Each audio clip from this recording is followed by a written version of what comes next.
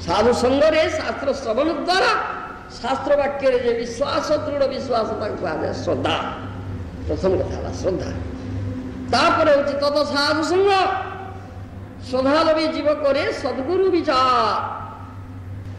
ये द्वितीय कथा आसछि साधु संग सद्गुरु विचार गुरुपादाश्रय गुरुतत्व गुरुपादाश्रय दरकार भजन रीति शिक्षा निमित्त गुरुपादाश्रय आवश्यकता अच्छी मानव जीवन ता ना जीवन सार्थक हम ना तेणु द्वितीय जो साधु संग कथा कहूँ गुरुपादाश्रय तापर भजन क्रिया भजन शिक्षादाता गुरु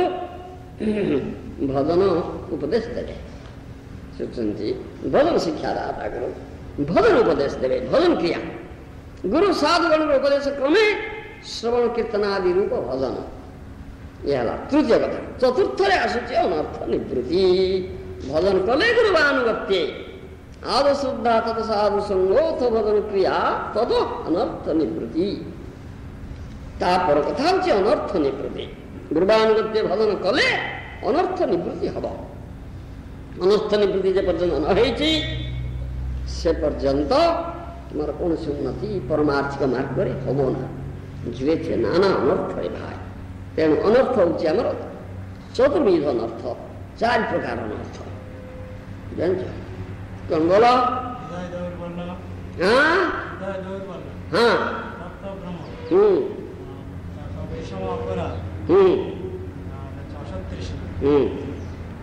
ये चार प्रकार अनर्थ तत्वभ्रम असतृष्णा सूर्य दुर्बल्य विषम अपराध ये चार प्रकार अनर्थ ये अनर्थ भजन द्वारा क्रमशः विनष्ट होय भजन क्रिया परे होचे अनर्थ निवृत्ति निष्ठादि परवर्ती क्रम तापरे आसे निष्ठादि परवर्ती क्रम आसे निष्ठा होची कौन अनर्थ निवृत्ति परे आसुची निष्ठा निष्ठा कौन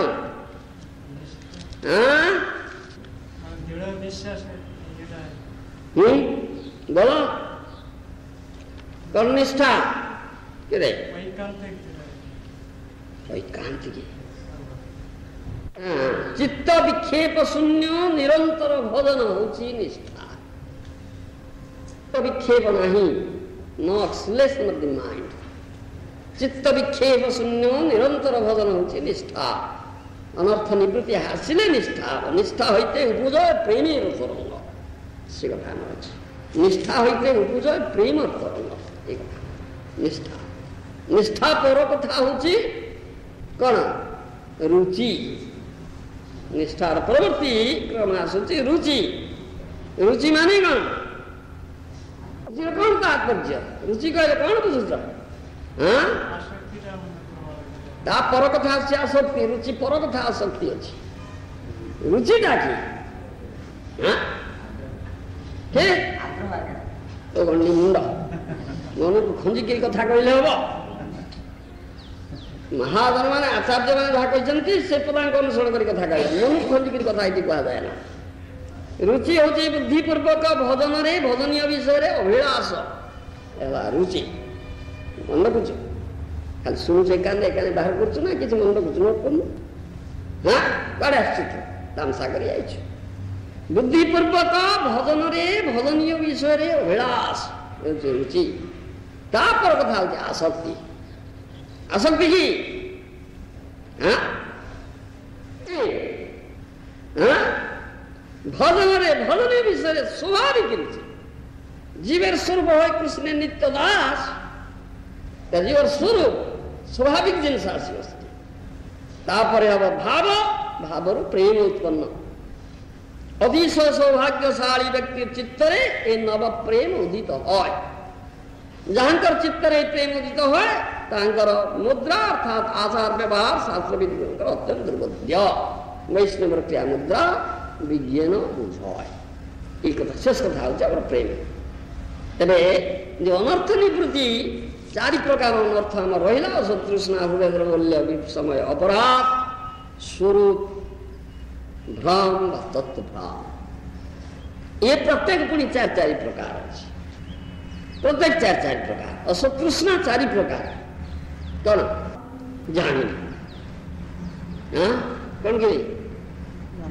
हाँ बड़े आश्चर्य पारत्री को ये सुना अही को ये असतृष्णा माने सतृष्णा सत्कामना नहीं असत्कामना पारत्री को ये सुना अही को ये सुना यही जीवन अही को बोले यही जीवन काल मध्य भौतिक कामना अही को ये सुना इच्छा अन्वेषण ये सुना पारत्री को परवर्ती जीवन तापर भूति काम मुक्ति काम भुक्ति मुक्ति ये होची असतृष्णा चारि प्रकार तेणु हृदय दौर्बल्य चारि प्रकार बोलो हृदय दौर्बल्य भाई चारि प्रकार कृष्णेतर विषय आसक्ति कुटिनाथी परश्री कादरता आश्चर्य प्रतिष्ठा ये होची चारि प्रकार हृदय दौर्बल्य बुझिपाइल आसे पर अपराध चारि प्रकार कौन नाम अपराध वैष्णव अपराध स्वरूप अपराध अन्य नरठार अपराध चारि प्रकार अपराध से ईश्वर भ्रम व तत्व भ्रम चारि प्रकार तत्व भ्रम मध्य चारि प्रकार कौन आत्मविस्मृति आत्म तत्व भ्रम सूय तत्व भ्रम कृष्ण तत्व भ्रम साध्य साधन तत्व भ्रम विरोधी विषय भ्रम ये चार प्रकार होची तत्व भ्रम अनर्थ ये अनर्थ मुक्त न हेले तुम्हारा